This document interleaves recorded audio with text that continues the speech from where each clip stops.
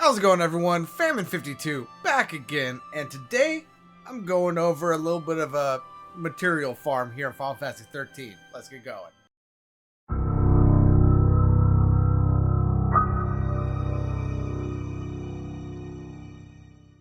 Alright, welcome back, everyone. So we are in Final Fantasy 13 here. We are running around as Fang, and we are in, what is the actual precise location? We are in Felix Heights of Polympolum, here in, I want to say, Chapter 7. Let's go ahead and confirm that. Yeah, here in Chapter 7. We are towards the end of Chapter 7. If you run down and you see a behemoth and a foot soldier, you know you are in the right place. But what we are going after today, we are going after an item known as a Superconductor, and this little bit will also be able to get you some incentive chips, which sell for quite a bit, as well as some credit chips and digital circuits. Now, if you are curious as to why you might want some superconductors, they are really good for where we currently are in upgrading our weapons. They provide 480 experience points for when we are upgrading, and then the incentive chips, those sell for 2,500 gil, and the regular credits sell for 50 gil. So you're doing a bit of a gil farm, you're doing a bit of a CP farm, and you're doing a bit of a material farm. But from this save point right here, what we are going to do is we're going to make our way up these stairs. Before we go any further, the paradigms, I have Undermine set, so Saboteur and Ravager. I also have a Double Trouble, which is Commando, Slash and Burn, which is Commando Ravager, and for when things get, or if things get a little hairy, I also have Lifeguard and Misdirection. Those are Sentinel Medic and Sentinel Commando. So what we are going to do is we're going to do our best to get a preemptive on these guys.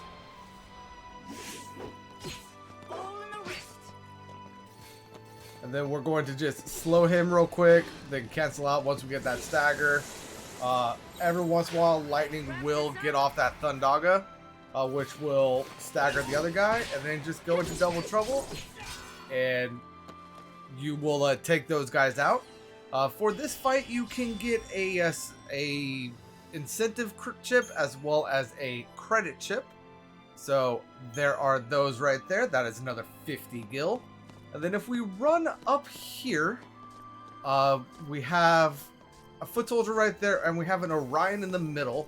If we are lucky, which we did not get lucky right there, but if you're lucky, you can run up there no problem and get your preemptive strike.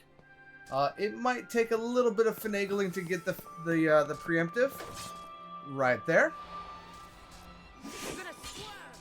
And with the preemptive, we're going to use Fang to cast Sloga, which should hopefully, yep, it staggered the Orion, and then we're just going to quick slow the other two.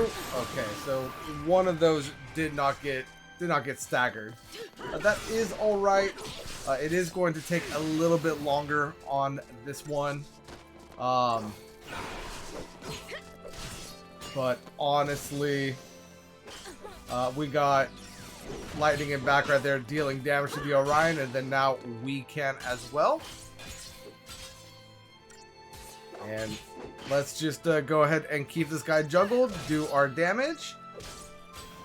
And there with the smite, we get the kill.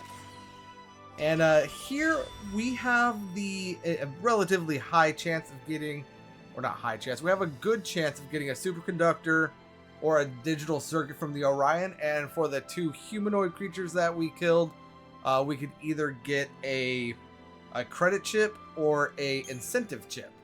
We unfortunately got neither for this run, but that is all right. If we come over here, you can try to take those guys out. Oddly enough, I find that those guys are really the only enemies here that are consistently knocking me out. But if we run down these stairs and then run back around, back up top, you will notice that the Orion and the two humans have respawned, allowing us to get another preemptive strike. And let's see if we can actually get all of them staggered this time. Which we are, so double trouble. And now the game is coded so that if you have two commandos, they don't actually attack the same enemies. So you don't really need to worry about that. But now that we only have the Orion, of course we are going to be attacking just that guy. And we're going to be taking care of this guy pretty easily. The tactic is generally the same if you're not able to get the preemptive. It just is going to take longer. And then, of course, we didn't get either, whatchamacallit, there either. But now, if we come across to this side, I like coming across to this side because this guy's a lot easier to get a preemptive on. If we just stand here, he will eventually turn around. And then now we're just, but we got seed. That's alright, that's alright. With our stats where they currently are, we actually can basically stagger these guys with just slow. So let's go ahead and do that on this guy. Let's go ahead and drop into slash and burn.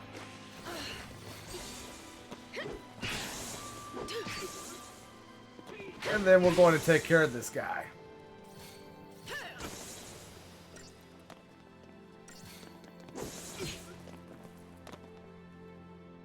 And let's see if we get any of the credit chips. We do not. That is perfectly okay. But now to get them to respawn again, you just run down here. You run to the bottom of these stairs right here. If you want, you could fight these two. It is a little difficult to get a preemptive on them. Just because... Oh, wow. It's the first time that's happened. Just because their route AI is a little wonky. They don't like to turn around and all of that. But it is possible to get a preemptive on them. And if you do happen to fight them, you can get the Bestial Claw or the Begrimed Claw, which again are relatively good for crafting. But then now once we run down the stairs and run back up, you can see right here, our foes have respawned.